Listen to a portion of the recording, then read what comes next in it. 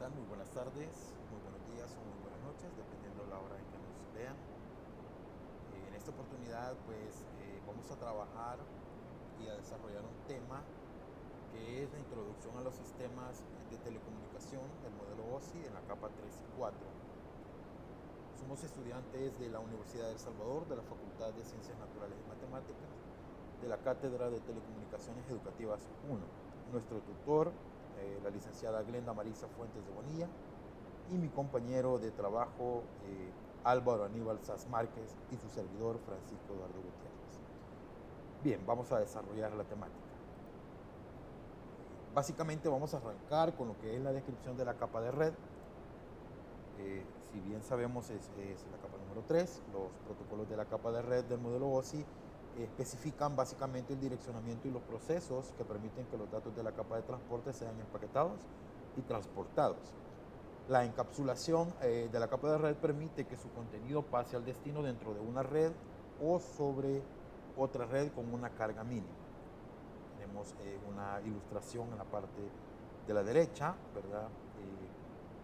Pues podemos observar que mientras nos comunicamos, nuestros datos o nuestros dispositivos utilizan una capa para transportar y conectar procesos. Asimismo, la capa de red habilita a los dispositivos a alcanzarse entre sí y los routers pues están conectados entre sí. Hay una línea de color naranja que nos va dirigiendo el trazo que llevan los datos en su momento.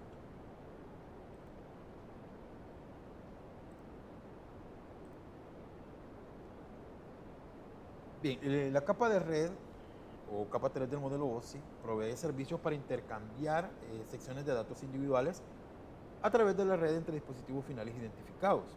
Para realizar ese transporte de extremo a extremo, la capa de red o capa 3 utiliza 4 procesos básicos, los cuales son el direccionamiento, el encapsulamiento, el enrutamiento y el desencapsulamiento. Bien, vamos a hablar un poco acerca de qué es el direccionamiento. Bueno, primero la capa de red debe de proveer un mecanismo para direccionar los dispositivos, ¿verdad? Finales, en todo caso. Si las secciones individuales de datos deben dirigirse a un dispositivo final, este dispositivo debe de tener una única dirección. En una red IPv4, cuando se agrega esta dirección a un dispositivo, al mismo dispositivo se le denomina host, es decir, dispositivo de una red y dispositivo de otra red se le denomina host al primero tanto como al segundo, identificados a través de direcciones IP. Seguimos, ahora vamos a describir un poco acerca de lo que es el encapsulamiento o la encapsulación de datos. Según la capa de red se debe proveer encapsulación. Los dispositivos no deben de ser identificados solo con una dirección. Las secciones individuales de la PDU de la capa de red deben además contener estas direcciones. Durante el proceso de encapsulación, la capa 3 recibe de la PDU de la capa 4 y agrega un encabezado o etiqueta de capa 3 para crear la PDU de la capa 3. Cuando nos referimos a la capa de red, denominamos paquetes a esta PDU. Cuando se crea un paquete, el encabezado debe contener, entre otra información, la dirección del host hacia el que va dirigido o hacia cuál se lo está enviando. A esta dirección se le conoce como dirección de destino. El encabezado de la capa 3 también contiene la dirección del host de origen. Es decir, como lo mencionábamos anteriormente, tanto el host de la primera red como el de la segunda deben de poseer una dirección IP. El de origen, que es el que lo envía, y el de destino es el que lo recibe. Después de que la capa de red completa el proceso de encapsulación, el paquete es enviado a la capa de enlace de datos que ha de prepararse para el transporte a través de los medios. Bien, tenemos una ilustración en la parte de la derecha de cuál es el proceso de encapsulamiento de datos. Continuamos. El siguiente apartado es el enrutamiento. Bueno, luego la capa de red debe de proveer los servicios para dirigir estos paquetes a su host de destino. Los hosts de origen y destino no siempre están conectados en la misma red. Ya lo explicamos, la red 1, la red 2, host de origen, host de destino, identificados por una dirección IP. En realidad, el paquete podría recorrer muchas redes diferentes. A lo largo de la ruta, cada paquete debe ser guiado a través de la red para que llegue a su destino final. Los dispositivos intermediarios que conectan las redes son los router o router.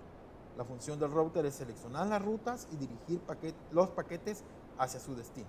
A ese proceso se le conoce como enrutamiento. En la imagen de la derecha podemos observar en la primera red de la izquierda se envía un paquete IP, ¿verdad? Y hace ahí una consulta o una pregunta. ¿Este paquete está destinado a un dispositivo de una misma red? No, ¿verdad? Porque está destinado al dispositivo con la dirección IP 192.168.5.6/24. Y este es un dispositivo de otra red. Bien, continuemos.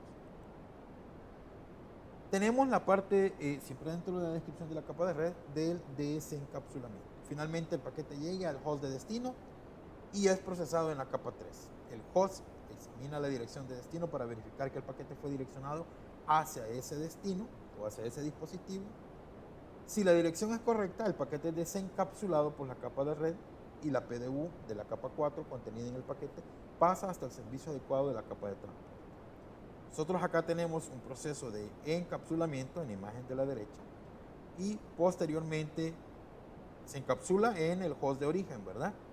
Luego se envía hacia el host de destino y en el host de destino este es desencapsulado. Bien, continuemos.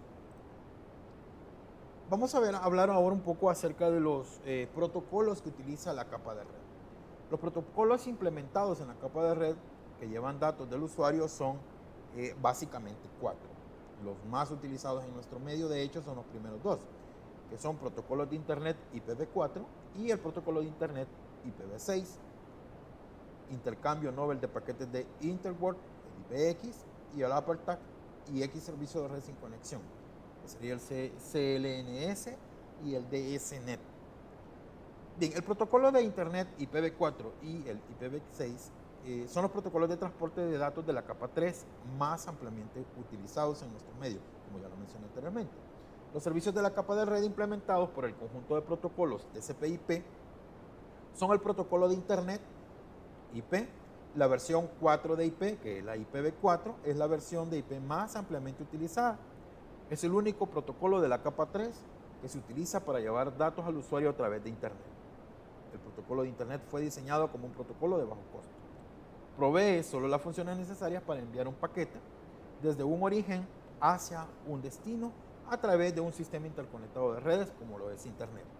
El protocolo no fue diseñado para rastrear ni administrar flujo de paquetes. Estas funciones son realizadas por otros protocolos en otras capas siempre contempladas dentro del modelo OSI. ¿Cuáles son las características básicas del IPv4? Bueno, son básicamente 3. La primera es sin conexión, la cual no establece una conexión antes de enviar los paquetes de datos. La segunda es el máximo esfuerzo, no es muy confiable de hecho, no se usan encabezados para garantizar la entrega de los paquetes. Y la última son los medios independientes, que operan independientemente del medio que lleva los datos. En la imagen de la izquierda, pues nosotros podemos observar que los paquetes IP fluyen a través de la Interworld, ¿verdad? Sin conexión, ahí menciona la descripción, que ya lo mencionamos anteriormente, sin establecimiento de conexión, una forma previa al envío de paquete de datos, el mejor intento que ya hablamos, que no es el mejor, el más confiable, ¿verdad? Sin sobrecarga para garantizar la entrega de los paquetes, y el independientemente de los medios funciona de una forma independientemente de los medios que transportan los datos como tal. Bien, veamos un poquito acerca de lo que es el protocolo IPv4 sin conexión. Un ejemplo de ello, de comunicación sin conexión, es por ejemplo, cuando alguien envía una carta sin notificar al receptor o a la persona a quien se lo va a enviar con anticipación. Las comunicaciones de datos sin conexión funcionan en base a ese mismo principio. Los paquetes IP se envían sin notificar al host final o al host de destino al que están llegando. Ahí tenemos una analogía, ¿verdad?, entre lo de la carta y lo de los paquetes IP que se envían a través de la red. Protocolo IPv4, el mejor intento. Bueno, el protocolo IP no sobrecarga el servicio IP suministrado de confiabilidad, ¿verdad? Comparado con un protocolo confiable, el encabezado del IP es más pequeño. Transportar estos encabezados más pequeños genera una menor sobrecarga, es decir, hay mayor velocidad en la transferencia de archivos. Menor sobrecarga significa menos demora en la entrega, lo que acabo de mencionar, ¿verdad? Esta característica es preferible para un protocolo de la capa 3. La función de la capa 3 básicamente es transportar los paquetes entre los hosts, tratando de colocar la menor carga posible en la red, y la capa 3 no se ocupa ni de advertir el tipo de comunicación contenido dentro de un paquete. No confiable significa simplemente que IP no tiene la capacidad de administrar ni recuperar los no entregados o los archivos o datos corruptos. El protocolo IPv4, ahora vamos a hablar un poco acerca de los independientemente de los medios. Bueno, la capa de red tampoco está cargada con características de los medios mediante los cuales se transportan los paquetes. IPv4, tanto como IPv6, operan independientemente de los medios que llevan los datos a capas inferiores del stack del protocolo. Cualquier paquete IP individual puede ser comunicado eléctricamente por cables, señales ópticas, por fibra o sin cables, incluso como las señales de radio. Cuando hablamos de independencia de medios, hablamos específicamente a esto, o nos referimos específicamente a esto. Los paquetes IP pueden trasladarse a través de diferentes medios. Medios como Ethernet de cobre, serial de cobre, fibra óptica, Ethernet de cobre y por medios inalámbricos. A eso se refiere cuando hablamos de la independencia de los medios. Ok, continuemos. Ahora vamos a hablar un poco acerca de lo que es la capa de transporte. Bueno, pues la capa de transporte se dice que es la responsable de establecer una sesión de comunicación temporal entre dos aplicaciones y de transmitir datos entre las mismas. La capa de transporte proporciona un método para entregar datos a través de la red de una manera que garantiza que estos se puedan volver a unir correctamente en el extremo del receptor. Cuando hablábamos del encapsulamiento y del desencapsulamiento, que se encapsule correctamente y cuando llegue a su destino que se desencapsule correctamente. La capa de transporte permite la segmentación de datos y proporciona el control necesario para rearmar estos segmentos en los distintos streams de comunicación. En el protocolo TCP/IP, estos procesos de segmentación y rearmado se pueden lograr utilizando dos protocolos diferentes de la capa de transporte, como lo son el protocolo de control de transmisión TCP y el protocolo de datagramas de usuario conocido como UDP. Lo que podemos mostrar, por ejemplo, lo que se muestra en este caso en la parte de la ilustración de la derecha, ¿verdad? Sabemos que hay aplicaciones o habilitación de aplicaciones de dispositivos para establecer una comunicación entre un dispositivo y otro, y esto se da pues básicamente a través de la capa de transporte, ¿verdad? Que es la encargada de trasladar los datos entre los dispositivos de la red. Bien, continuemos. Las principales responsabilidades de los protocolos de la capa de transporte son las siguientes. Primero, rastreo de comunicación individual entre las aplicaciones host de origen, y de destino. División de los datos en segmentos para su administración y reunificación de los datos segmentados en streams de datos de aplicación en el destino. Además, la identificación y aplicación correspondiente para cada stream de comunicación. Cuando hablamos de rastreo de conversaciones individuales, bueno, pues nos referimos a cada uno de los datos en particular que fluye entre una aplicación de origen y una aplicación de destino. Todo esto se conoce como conversación. Un host puede tener varias varias aplicaciones que se comunican a través de la red de forma simultánea. Cada una de estas aplicaciones se comunican con una o más aplicaciones en uno o más hosts remotos. Es responsabilidad de la capa de transporte mantener y hacer un seguimiento de todas estas conversaciones. A eso se le llama conversaciones, ¿verdad? A la comunicación que existen entre una aplicación a otra. Por ejemplo, en la imagen de la derecha podemos observar nosotros algunos ejemplos de conversaciones. Por ejemplo, el correo electrónico, los chats instantáneos, la visita a sitios web y la parte de telefonía, llamadas telefónicas VoIP. E incluso también lo que es el streaming de video. Segmentación de datos y rearmado de segmentos. Era lo que mencionábamos anteriormente en separar los datos en pequeñas partes y que estos pues de esta manera facilitar la comunicación o la ejecución de varias aplicaciones en el envío de paquetes de datos. Bien, se debe preparar los datos para el envío a través de los medios en partes manejables, lo que acabo de mencionar. La mayoría de las redes tienen un límite de cantidad de datos que se pueden incluir en un solo paquete. Los protocolos de la capa de transporte tienen servicios que segmentan los datos de aplicación en bloques de datos en un tamaño apropiado para que estos puedan ser manejados. Estos servicios incluyen la encapsulación necesaria en cada porción de datos. Se agrega un encabezado a cada bloque de datos para el rearmado, es decir, un encabezado y un detalle cuando sale del host de origen y cuando llega al host de destino ya se tiene establecido el encabezado y el detalle para que éste pueda armarse nuevamente. En el destino, la capa de transporte debe reconstruir, lo que acabo de mencionar, las porciones de datos en un stream de datos completo que sea útil para la capa de aplicación. Los protocolos de la capa de transporte describen cómo se utiliza la información del encabezado de dicha capa para rearmar las porciones de los datos en stream para pasarlos a la capa de aplicación. Nosotros podemos observar, en este caso, para la parte de la segmentación, en la parte de la aplicación de la conversación de correo electrónico, observen, hay una flechita de color rojo acá y las partes están divididas acá, uno rojo hasta acá y otro rojo hasta acá. Estas son las partes de esta conversación de correo electrónico. La flechita de la mensajería instantánea es de color violeta o morado y tenemos acá una segmentación, de hecho 3, la de color naranja de igual forma, de color amarillo de igual manera y así cada una de las aplicaciones que están en uso dividen o segmentan, mejor dicho, los paquetes de datos en pequeñas porciones manejables. Y esto facilita que todas se puedan ejecutar, si no de manera simultánea, pero no evitan que se pierdan datos y se genere el uso de múltiples aplicaciones. Identificación de aplicaciones. Puede haber muchas aplicaciones o servicios que se ejecutan en cada host de la red. Para pasar el stream de datos de las aplicaciones adecuadas, la capa de transporte debe de identificar la aplicación objetivo. Para lograr esto, la capa de transporte asigna un identificador a cada aplicación. Este identificador se denomina número de puerto. A todos los procesos de software que requieran acceder a la red se le asigna un número de puerto exclusivo en este host. La capa de transporte utiliza puertos para identificar la aplicación o el servicio. Las mismas aplicaciones de las que hemos estado hablando anteriormente, correo electrónico, chat, páginas web, telefonía VoIP y streaming de video.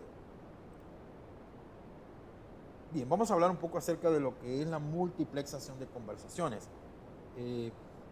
Bueno, esto es básicamente el envío de algunos datos, tipos de datos, por ejemplo, un streaming de video a través de la red, como un stream completo de comunicación, podría utilizar todo el ancho de banda disponible e impedir que se produzcan otras comunicaciones al mismo tiempo. También dificulta la recuperación de errores y la retransmisión de datos dañados. En la ilustración, acá en la parte de la derecha, se muestra que la segmentación de los datos en partes pequeñas permite que se entrelacen o se multiplexen, ¿verdad? Que se dividan en partes manejables varias comunicaciones de distintos usuarios en la misma red. La segmentación de los datos, según los protocolos de la capa de transporte, también proporcionan los medios para enviar y recibir datos cuando se ejecuten varias aplicaciones a la vez en una computadora. Es decir, la multiplexación evita en todo caso de que una sola aplicación se coma, por decirlo así, en lenguaje natural, todo el ancho de banda de nuestra red.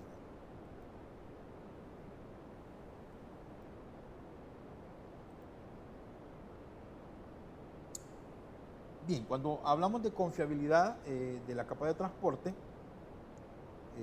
podemos decir que es la responsable de administrar los requisitos de confiabilidad de las conversaciones. Las diferentes aplicaciones tienen diferentes requisitos de confiabilidad de transporte. TCP se considera un protocolo de la capa de transporte confiable y completo, lo que garantiza que todos los datos lleguen al destino. En cambio, el protocolo UDP es un protocolo de la capa de transporte muy simple que no proporciona confiabilidad. Diferencias entre el TCP y el UDP. El TCP requiere más recursos, por lo que hace un poco más lento el proceso de transferencia, y el UDP, como no lleva mayor seguridad, pues es mucho más veloz para la transferencia de los archivos. El protocolo TCP se considera un protocolo de transporte confiable, lo que significa que incluye procesos para garantizar la entrega confiable entre aplicaciones mediante el uso de entrega de acuse de recibido. La función del protocolo de transporte TCP es similar al envío de paquetes, los que se hace en un segmento de origen a destino. Si divide un pedido de FedEx en varios envíos, el cliente puede revisar en línea el orden de la entrega. Con TCP, las tres operaciones básicas de confiabilidad son las siguientes. Primero, hay un seguimiento de segmentos de datos transmitidos. Segundo, hay un acuse de recibido de datos. Y tercero, hay una retransmisión de cualquier dato sin acuse de recibido. TCP divide el mensaje en partes pequeñas conocidos como segmentos, los cuales se enumeran en secuencia y pasan al proceso IP para armarse en paquetes. TCP realiza un seguimiento del número de segmentos que se enviaron a un host específico desde una aplicación específica. Si el emisor no recibe un acuse de recibido antes del transcurso de un periodo determinado, se supone que los segmentos se perdieron y se vuelven a retransmitir. Protocolo TCP. El protocolo de transferencia de archivos FTP y el protocolo de transferencia de hipertexto HTTP son ejemplos de las aplicaciones que utilizan TCP para garantizar las entregas de datos. El protocolo FTP, de hecho, es el que se utiliza para la transferencia de datos en la creación de diseños y creación de páginas web. Y pues el HTTP, como ya sabemos, es el que se utiliza para la navegación en Internet. Estos procesos de confiabilidad generan una sobrecarga adicional a los recursos de la red debido a los procesos de acuse de recibido, de rastreo y de retransmisión, como ya lo describimos anteriormente. Para admitir estos procesos de confiabilidad se intercambian más datos de control entre los host emisores y los host receptores. Esta información de control está incluido en un encabezado TCP/IP.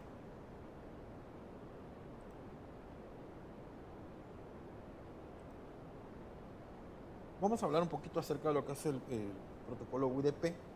Si bien las funcionalidades de confiabilidad de TCP proporcionan una comunicación más sólida entre las aplicaciones, también representan una sobrecarga adicional y pueden provocar demoras en la transmisión. Existe una comprensión entre el valor de confiabilidad y la carga que implica para los recursos de la red. Es por ello que UDP proporciona solo las funciones básicas para entregar segmentos de datos entre las aplicaciones adecuadas con muy poca sobrecarga y revisión de datos. El protocolo UDP se conoce como protocolo de entrega de máximo esfuerzo. En el contexto de redes, la entrega de máximo esfuerzo se denomina poco confiable, porque no hay acuse de recibido que indique que los datos se recibieron en el host de destino. Con UDP no existen procesos de la capa de transporte que informe al emisor si la entrega se produjo correctamente. Protocolo de la capa de transporte correcto para la aplicación adecuada. Bueno, tanto TCP como UDP son protocolos de transporte válidos. Según los requisitos de la aplicación se pueden utilizar uno de estos protocolos de transporte y en ocasiones se pueden utilizar incluso ambos. Los desarrolladores de aplicaciones deben elegir el tipo de protocolo de transporte es más adecuado según los requisitos de las aplicaciones que ellos estén creando. Para algunas aplicaciones, los segmentos deben llegar en una secuencia muy específica para que puedan procesarse correctamente. Con otras aplicaciones, todos los datos deben de recibirse de forma completa para poder considerarse útiles. En ambos casos se utiliza TCP como protocolo de transporte. Bueno, acá básicamente lo que nos está indicando es de que un desarrollador pues tiene que ver qué le conviene más, qué protocolo utilizar más, si el TCP o el UDP. ¿Verdad? En uno existe una sobrecarga por la seguridad que este representa y en el otro pues ofrece velocidad más no ofrece seguridad. Bien, de mi parte, muchísimas gracias. A continuación el compañero Álvaro Universal continuará con el desarrollo de la temática. Muchas gracias. Protocolos de transporte de Internet. En esta oportunidad hablaremos un poco sobre la capa de transporte. Los programas de la capa de transporte generan datos que deben intercambiarse entre los hosts de origen y el destino. La capa de transporte es responsable de las comunicaciones lógicas entre las aplicaciones que se ejecutan en diferentes hosts. Esto puede incluir servicios como el establecimiento de una sesión temporal entre dos hosts y la transmisión confiable de la información para una aplicación. La capa de transporte incluye dos protocolos esenciales, como es el protocolo TCP y el protocolo UDP. Cada uno de estos protocolos cuenta con una característica diferente. En cuanto al protocolo TCP, como podemos ver en la imagen, el emisor envía el paquete hacia el receptor y el receptor envía un acuse de recibido. En el caso del protocolo UDP, el emisor envía un mensaje o un paquete hacia el receptor y el receptor no envía ningún acuse de recibido. Es decir, que el emisor no recibe una respuesta en cuanto si recibió la información. Responsabilidades de la capa de transporte. La capa de transporte tiene muchas responsabilidades. Es decir, que en la capa de transporte cada conjunto de datos que fluye entre una aplicación de origen y una aplicación destino se conoce como una conversación y se rastrea por separado. Es responsabilidad de la capa de transporte mantener y rastrear estas conversaciones múltiples, como se ilustra en la imagen que podemos ver acá. Un host puede tener múltiples aplicaciones que se comunican a través de la red simultáneamente. La mayoría de las redes tienen una limitación de cantidad de datos, es decir, que se puede incluir en un solo paquete. Por lo tanto, los datos deben dividirse en partes manejables. Como podemos ver acá en la imagen, ¿verdad? Acá pues se da lo que es una segmentación a través de la red para que la capa de transporte pueda manejar la información desde su origen hasta su destino. Protocolos de la capa de transporte. Los protocolos de la capa de transporte especifican cómo transferir mensajes entre hosts y son responsables de administrar los requisitos de la confiabilidad de una conversación. La capa de transporte incluye los dos protocolos que ya hemos mencionado, el protocolo TCP y el protocolo UDP. Como podemos ver acá en la imagen, en la imagen pues nos muestra identificado pues en la parte de la capa de transporte los dos protocolos, como lo es el protocolo TCP y el protocolo UDP. Protocolos de transmisión TCP/IP. Cuando hablamos de este protocolo, vale la pena aclarar que se están haciendo énfasis en dos protocolos diferentes, cada uno con sus características esenciales, ¿verdad? En cuanto al protocolo TCP, se considera un protocolo de capa de transporte confiable y con todas las funciones que garantiza que todos los datos lleguen hacia el destino. TCP incluye campos que aseguran la entrega de los datos de las aplicaciones y estos campos requieren un procesamiento adicional por parte de los hosts de envío y recepción. Como nota adicional, cabe mencionar que TCP divide los datos en segmentos, como lo expliqué anteriormente. IP solo se refiere a una estructura, es decir, un direccionamiento y enrutamiento de paquetes, desde el remitente original hacia el destino final. IP no es responsable de garantizar la entrega o determinar si es necesario establecer una conexión entre remitente y receptor. TCP proporciona confiabilidad y control de flujo utilizando estas operaciones básicas. Numera y rastrea los segmentos de datos transmitidos a un host específico desde una aplicación específica. Confirma datos recibidos. Volver a transmitir cualquier información no reconocida después de un cierto periodo de tiempo. Datos de secuencia que pueden llegar en un orden correcto. Envía datos de una velocidad eficiente que sea aceptable para el receptor.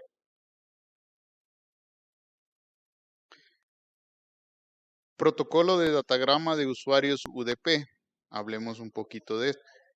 El protocolo de la capa de transporte más simple. Es decir, que este funciona de una manera más simple que el TCP. No proporciona confiabilidad en cuanto al control de flujo, lo que significa que requiere menos campos de encabezado, debido a que los protocolos UDP del emisor y del receptor no tienen que administrar la confiabilidad y el control de flujo. Esto significa que los datagramas UDP pueden procesarse más rápido que los segmentos de TCP. UDP proporciona las funciones básicas para entregar datagramas entre las aplicaciones apropiadas, como muy poca sobrecarga y verificación de datos. Como nota agregada, podemos decir que UDP divide los datos en datagramas que también se denominan segmentos. UDP también se conoce como un protocolo de entrega de mejor esfuerzo, porque no hay reconocimiento de que los datos se reciben en el destino.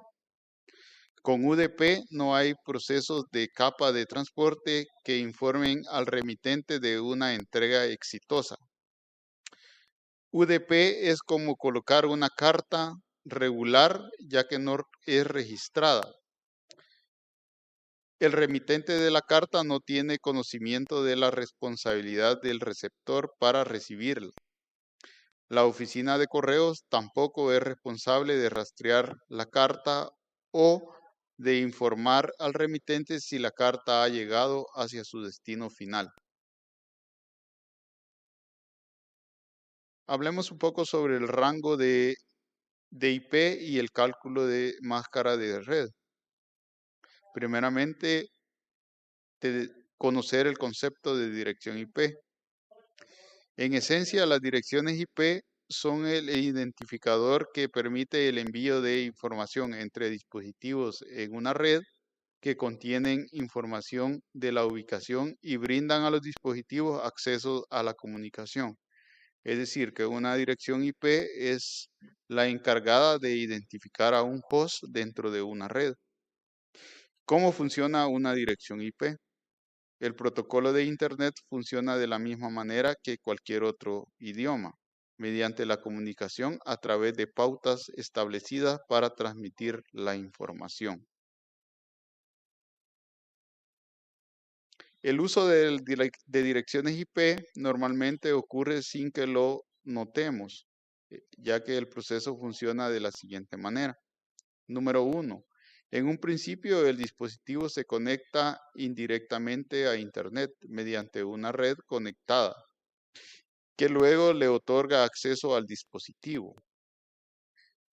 Número 2. Cuando esté en casa, esa red probablemente será un proveedor de servicios de Internet, es decir, un ISP. En el trabajo será la red de tu empresa. Tu ISP asigna una dirección IP al dispositivo.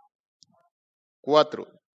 Tu actividad en Internet pasa por el ISP, el que la dirige a ti mediante tu dirección IP, dado que brinda acceso a la Internet y es el responsable, el ISP, de asignarle una dirección IP a tu dispositivo. 5.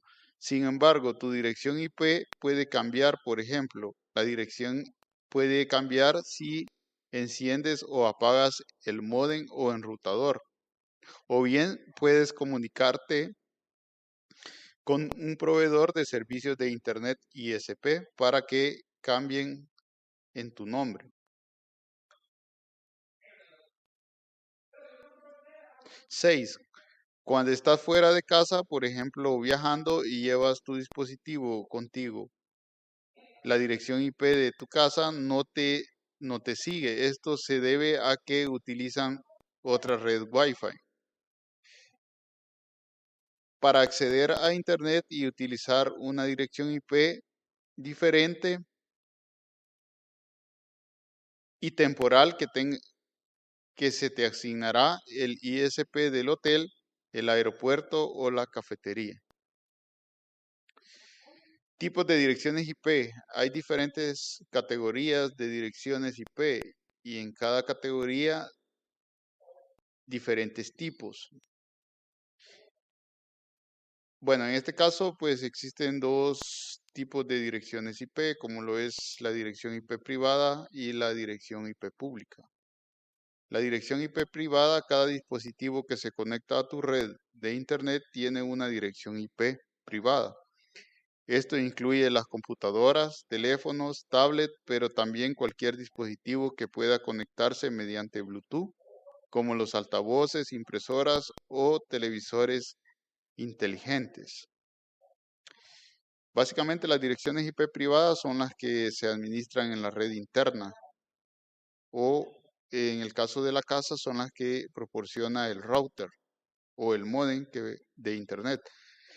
En cuanto a las direcciones IP públicas, una dirección IP pública es una dirección principal asociada a toda la red. Si bien cada dispositivo conectado tiene su propia dirección IP, también se incluye en la dirección IP principal de la red, como se describió anteriormente tu ISP, es decir, que proporciona la dirección IP pública a tu enrutador.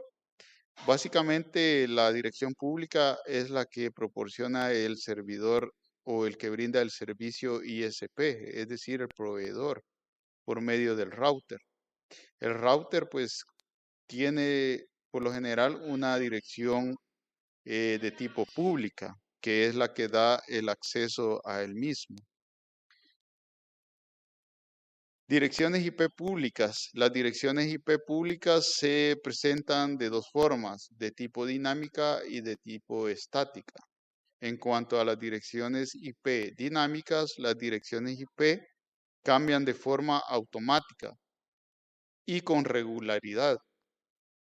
Los ISP compran un gran grupo de direcciones IP y las asignan automáticamente a sus clientes de forma periódica y reasignan y devuelven las direcciones IP antiguas al grupo para que las utilicen otros clientes. Es decir, que este tipo de dirección es cambiante, no es fija en un dispositivo.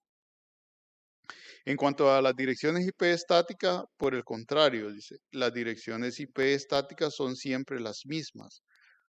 Una vez que la red asigna una dirección IP, esta permanece igual. La mayoría de las personas o empresas no necesitan una dirección IP estática. Para las empresas que planean alojar su propio servidor, es fundamental tener una dirección IP estática.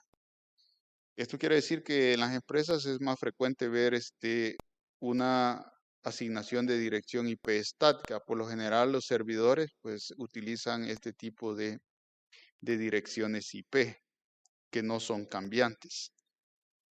Esquema de direccionamiento jerárquico IPv4. Utiliza este esquema de direccionamiento jerárquico una dirección IP que es de 32 bits de longitud y está dividido en dos o tres partes como se muestra en la imagen. Como podemos ver acá en la imagen, pues una dirección IP está compuesto por 32 bits. Es decir, que esta dirección IP está segmentada en 4 partes. Esto quiere decir que cada parte cuenta con 8 bits. Una sola dirección IP puede contener información acerca de la red y su red. Y en esta última instancia, el host. Este esquema permite que las direcciones IP a ser jerárquico, donde una puede tener muchas subredes que a su vez pueden tener muchos. Como vemos acá en la imagen, los primeros dos segmentos de red pertenecen, valga la redundancia, a la red, mientras que el tercer segmento pertenece a la subred y el último segmento o el cuarto segmento pertenece a identificar a las computadoras o el host dentro de la red. Máscara de subred. La máscara IP de 32 bits contiene información acerca de los hosts y es muy necesario distinguirlas de ambas. Para ello utilizar los routers la máscara de subred, que es tan larga como el tamaño de la red en la dirección IP. Por ejemplo, digamos que la dirección IP 192.168.1.152 y la máscara de su red 255.255.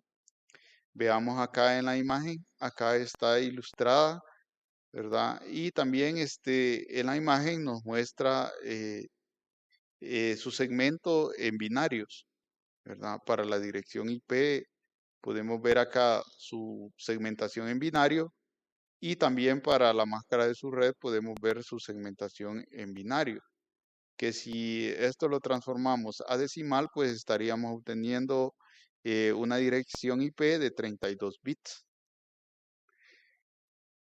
Y si nosotros hacemos cálculos, ¿verdad? Podemos determinar el número que cada octeto representa, ¿verdad? En binario. Representación binaria. El método de valor posicional es la forma más sencilla de convertir binario a valor decimal. Dirección IP de 32 bits que se divide en 4 octetos. Un octeto binario contiene 8 bits y el valor de cada bit puede ser determinado por la posición de poco valor 1 en el octeto. Acá en la imagen podemos darnos cuenta que está segmentado, ¿verdad? Un octeto, ¿verdad? Que va desde 1 hasta 128. Esto quiere decir de que si el valor se encuentra en 1, pues estaría activando o dando un impulso eléctrico, ¿verdad? Por ejemplo, acá, ¿verdad? Si en el último octeto se muestra un 1, tendríamos 128. Si en el séptimo octeto tenemos, si acá en el séptimo tenemos 64, ¿verdad? Estaríamos obteniendo un 1, ¿verdad? Y si lo sumamos, ahí estaríamos obteniendo el valor de lo que es el octeto, ¿verdad? Si sumamos 128 más 64, nos estaría dando 192, ¿verdad? Eso sería el valor. Hablemos un poco sobre el valor posicional de los bits, ya que esto está determinado por 2 elevado a la potencia, que es el valor de un bits 1, en la posición 6, que es de 25. El valor total del octeto es determinado por la suma del valor posicional del bits. El valor que acá vemos, ¿verdad? Que es 1, 1, 0, 0, 0, 0, 0, 0, 0, ¿verdad? Es 128 más 64, que si lo sumamos, pues obtenemos 192. Algunos ejemplos que se muestran en la tabla a continuación. Por ejemplo, acá podemos determinar los siguientes valores. Si nos damos cuenta acá en la fila 1, ¿verdad? De la parte superior, vemos que solo el primer valor está encendido en el octeto. Esto significa que su valor es 1. Si vemos acá otro ejemplo, ¿verdad? En la fila 2 podemos darnos cuenta que en la casilla 2 del octeto, pues se encuentra el valor 1, ¿verdad? Y ese valor corresponde a 2. Esto significa que ese octeto tiene el valor de 2. Veamos un ejemplo más complicado, más abajo. Veamos acá el valor que tiene en la fila, contémoslas, 1, 2, 3, 4, 5, 6, en la sexta fila. Vemos acá que todos estos valores los tenemos en 0, ¿verdad? Pero acá en el valor 4 del octeto tenemos 1, en el valor 2 tenemos 1 y en el valor del 1 tenemos lo que es un valor 0, ¿verdad? Si sumamos acá el valor cuarto más el valor del 2, estamos obteniendo que el valor de este octeto es de 6. Y así sucesivamente, ¿verdad? Tendríamos que sumar los valores del octeto, ¿verdad? Para que obtengamos el valor total, ¿verdad? O el valor que tiene ¿verdad? Acá solamente sería de guiarse por la tabla para poder obtener esos valores. Veamos en cuanto a la máscara de subred, pero primeramente, ¿qué es una máscara de subred, verdad? Tenemos que la dirección IP es un número binario de 32, ¿verdad? La máscara de subred es la que identifica, ¿verdad? El tipo de red, ¿verdad? Dentro de la subred, ¿verdad? El cual también está dividido en 4 octetos de bits, ¿verdad?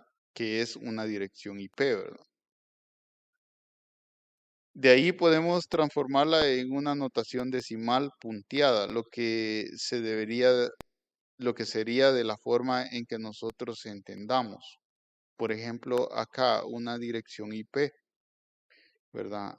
Acá vemos el ejemplo, cómo se da la notación decimal punteada. Por ejemplo, esta es la dirección IP 131.108.122.204. Y como podemos ver acá, cada octeto es separado por su respectivo punteado. Dependiendo a la clase que pertenezca a la dirección IP, así se configurará el identificador de la red. Hablemos un poco sobre las clases de direcciones IP, en este caso IPv4.